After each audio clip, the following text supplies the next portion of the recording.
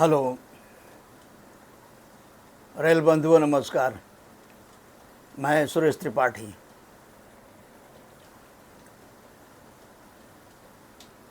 आज मैं मध्य railway Mumbai division की बात करूंगा। 22 जुलाई को खबर आई कि Mumbai Chhatrapati Shivaji Maharaj terminus local line पर जो सबर्बन लॉबी बनी हुई है रनिंग स्टाफ की, मोटरमैन गार्ड्स की,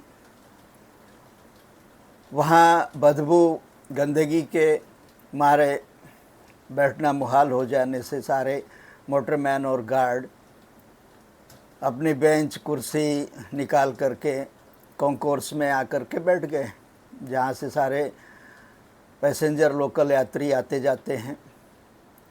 उनका रास्ता भी अवरुद्ध हुआ।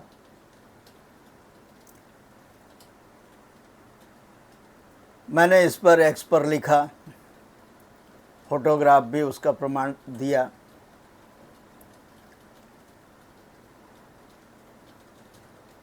इस पर फिर हमने और कुछ विस्तार किया उसी थ्रेड में। दूसरे दिन भी यही नज़ारा जारी रहा। मोटरमैन गार्ड बाहर बैठे रहे, साफ सफाई सुनिश्चित नहीं हुई, इसलिए वो लॉबी में नहीं गए। हालांकि ऐसा बताया गया कि साफ सफाई हुई और वो अंदर गए, मगर अंदर गए थे तो फिर बाहर क्यों आ गए? फिर कहा क्यों बाहर आकर बैठ गए? ये इतना बड़ा लैप्स रहा है मंडल प्रशासन का, डीआरएम का, उनके सबॉर्डिनेट्स का, कि ये अक्षम्य लापरवाही है। पता लगा कि जो साफ सफाई का जो कॉन्ट्रैक्ट है जिस एजेंसी को दिया गया है, उसका काम उचित दर्जे का नहीं है। ना ऑफिसेस की साफ़ सफाई हो रही है, डस्टबिन भरे पड़े हैं। टॉयलेट्स की बराबर सफाई नहीं हो रही है, गंदगी है। सोप पानी जैसा है।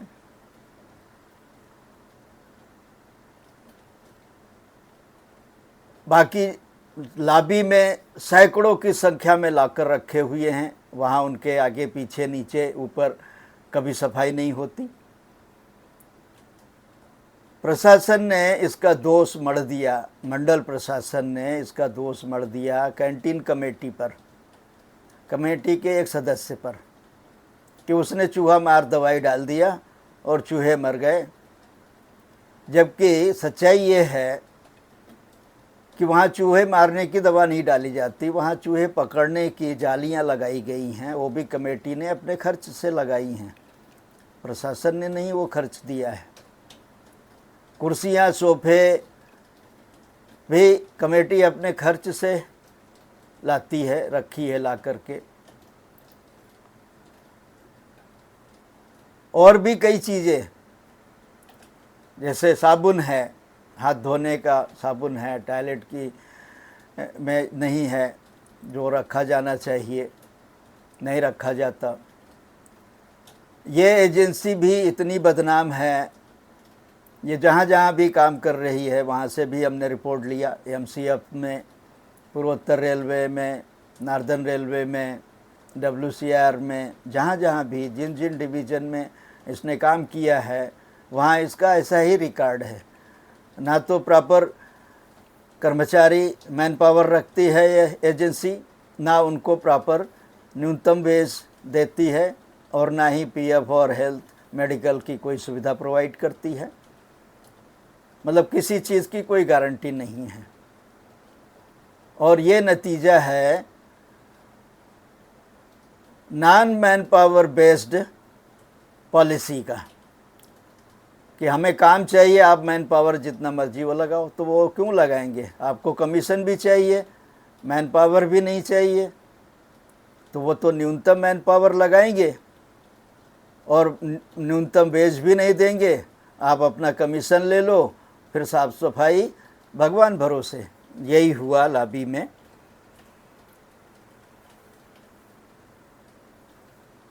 यह डीआरएम की सीधी जिम्मेदारी थी, है। और सबसे बड़ी बात, कभी नेता प्रतिपक्ष ने दिल्ली में एनसीआर की लॉबी में जाके बैठ गए या जबरन घुस गए। रेल प्रशासन, रेल मंत्री, पता नहीं कौन से लोक में थे कि नेता प्रतिपक्ष, जिसका दर्जा एक कैबिनेट मिनिस्टर के बराबर है सेंट्रल के, वो आ रहा है अपने तमाम दल बल के साथ, कैमरामैन और रिपोर्टर और भलाने ढमाके के साथ में, दल बल के साथ आपकी लॉबी में घुस जाता है, जो रिस्ट्रिक्टेड एरिया है। ना आपके जीएम को पता है, ना डीआरएम को पता है, और आप बाद में रोष प्रकट करते हैं उसके ऊपर। खैर, जब ऐसी घटना हुई तब होना ये चाहिए था, और होता रहा है अब तक, कि सारी लॉबी, जितनी भी लॉबी हैं भारतीय रेल में रनिंग स्टाफ की, उनका थॉरो चेकअप होना चाहिए था, डिटेल इंस्पेक्शन होना चाहिए था, जीएम का भी, डीआरएम का भी। और वहाँ जो भी विसंगतियाँ हैं या जो स्टाफ की, रनिंग स्टाफ की शिकायतें हैं, उनका निवारण किया जाना चाहिए था। मगर ऐसा कहीं नहीं, कुछ नहीं किया गया। उसका सबसे बड़ा प्रमाण ये मध्य रेलवे की सबर्बन लॉबी है, मुंबई डिवीज़न की। मुंबई डिवीज़न में जो डीआरएम है, उनका भी थोड़ा सा चरित्र जान लें। वो रेल मंत्री के पूर्व एडवाइज़र सुधीर कुमार के नियर डियर रिश्तेदार हैं। उनकी मेहरबानी से पहले मुंबई में उन्होंने एक रेल से ही रिलेटेड कंपनी, उसका नाम है REMCL, यानी rail energy management company limited में डेपुटेशन लिया, मुंबई आ गए। वहाँ का टेन्योर पूरा करके चीफ इलेक्ट्रिकल डिज़ाइन इंजीनियर बन गए सेंट्रल रेलवे हेडक्वार्टर में ही। फिर थोड़े टाइम के बाद में वहीं से नीचे आकर के तीसरे माले से ग्राउंड में आकर के डीआरएम बन गए। इतने एफिशिएंट डीआरएम हैं ये कि सब कुछ इनके हिसाब से चौकस चल रहा है डिवीज़न में, और ये आराम से यूट्यूब पर बैठकर वीडियो बनाते हैं, शुभकामनाएं देते हैं राष्ट्र को, प्रधानमंत्री को, सबको। डिवीज़न की हालत ख़राब पड़ी है, आए दिन इंजन फेलियर हो रहा है, लोकल गाड़ियाँ एक एक डेढ़ घंटे लेट चल रही हैं। अब तो खैर बारिश है, उसके ऊपर सारा ठीकरा फोड़ दिया गया। मगर जितनी दुर्दशा इनके कार्यकाल में हुई है लोकल गाड़ियों की, उतनी पहले कभी नहीं हुई। CSTM के प्लेटफॉर्म नंबर 1-2 के बाहर जो कर्व है, क्रॉस ओवर है, उस पर लगातार 2 दिन डिरेलमेंट हो गई लोकल। उसकी एक बड़ी लंबी कहानी है, मगर इनकी अज्ञानता के चलते ये किरकिरी हुई। ऐसे कितने मैटर हैं।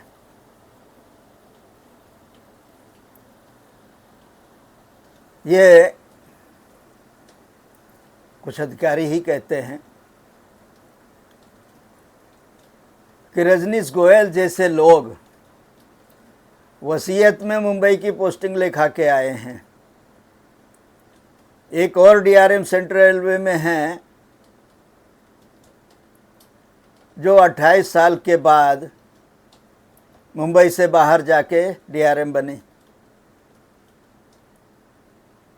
और नतीजा यह है कि राजधानी का स्पेड उन्होंने छिपाया। आज तक वो रिकॉर्ड में नहीं है।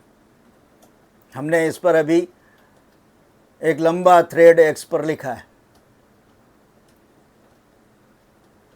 और एमआर सेल के संज्ञान में भी ये लाया हूँ, मगर अब तक कोई एक्शन नहीं है। एक मामूली सा यूनियन का एजिटेशन हो गया एक गलत आदमी के फेवर में, आपने डीआरएम को ट्रांसफ़र कर दिया। नागपुर के डीआरएम की बात कर रहे हैं। गुंटकल के डीआरएम आपके सामने, उनका चरित्र आ ही गया। सीबीआई ने अरेस्ट किया 5-6 अधिकारियों को उनके साथ ही। वहाँ से जो लखनऊ में गए वो सब साफ सफाई एनएचएम हड़पने के उसमें लगे हुए हैं। यह है आपके डीआरएम्स का चरित्र। आप क्या सुनिश्चित करेंगे? अधिकारी कहते हैं कि जो मुंबई से बाहर गए हैं डीआरएम बन करके, वो मुंबई वापस आने के लिए तैयार हैं। जो दिल्ली से बाहर गए हैं डीआरएम बन के, फिर से वापस दिल्ली आने को तैयार बैठे हैं। और ये हो रहा है और आगे होगा। आपको फिर हम याद दिलाएंगे जब ये होगा।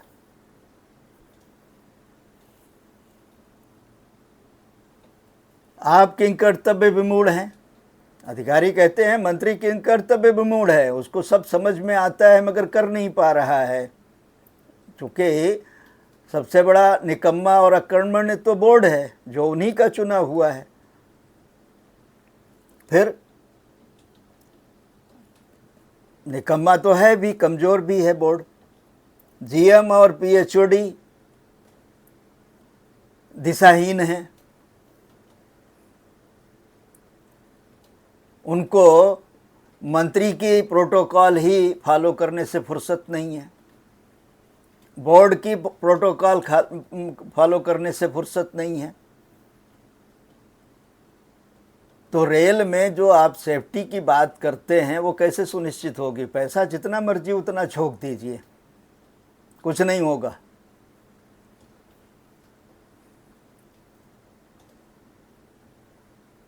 अगर आपके अंदर साहस है कुछ करने का, तो एक छोटी सी भी गलती अगर आपके नज़र में आती है, आप कंसर्न ऑफिसर को उठा के संट कर दीजिए कम से कम, क्योंकि नौकरी तो आप जल्दी ले नहीं सकते। हाँ, वहीं पर कर्मचारी के ऊपर आप 14/2 जरूर लगा देते हैं तुरंत, मगर 56J लगाने की हिम्मत नहीं कर पाते हैं।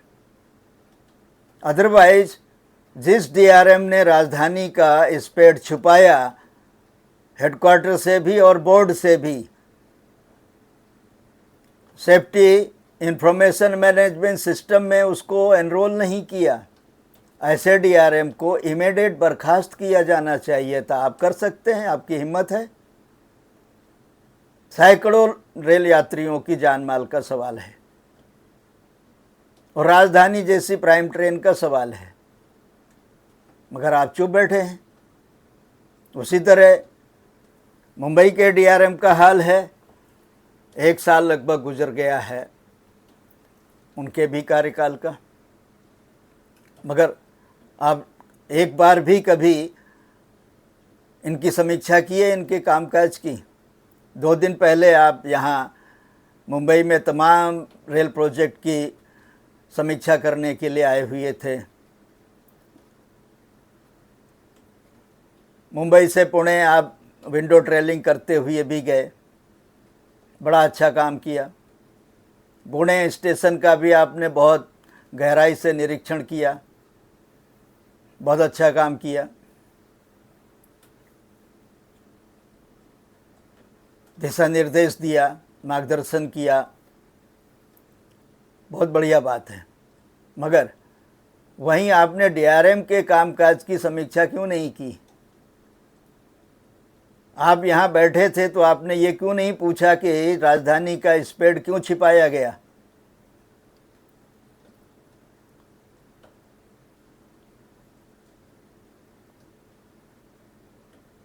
ये सब कौन देखेगा?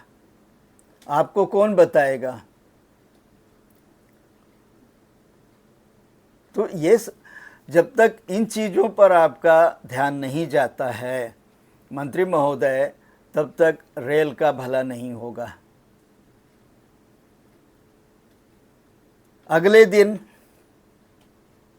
वहीं सीएसएमटी में बिना किसी शंटिंग सुपरवाइजर के शंटिंग करते हुए 2 कपलिंग के बीच में एक कांटे वाला दब के मर गया। किसी को फिक्र नहीं है। क्या डीआरएम को इस लापरवाही के लिए या कंसर्न ब्रांच ऑफिसर को इस कमी के लिए चार्जशीट नहीं मिलनी चाहिए? कारण बताओ नोटिस नहीं मिलना चाहिए? क्या उनकी एपीएआर में इसकी एंट्री नहीं होनी चाहिए? ऐसे कितने मामले हैं, कौन संज्ञान लेगा? जीएम चिट्ठी लिख देते हैं, उनके संज्ञान में आने के बाद भी उन्होंने कोई एक्शन नहीं लिया। मैं राजधानी के स्पेड केस की बात कर रहा हूं। इस तरह की लापरवाहियां सिस्टम को चौपट कर रही हैं और इसका जिम्मेदार है आपका IRMS, so called reform system. इसलिए आपको उस पर भी विचार करना चाहिए। इस पर हम आगे फिर बात करेंगे और आपको फिर से अपडेट करेंगे। धन्यवाद।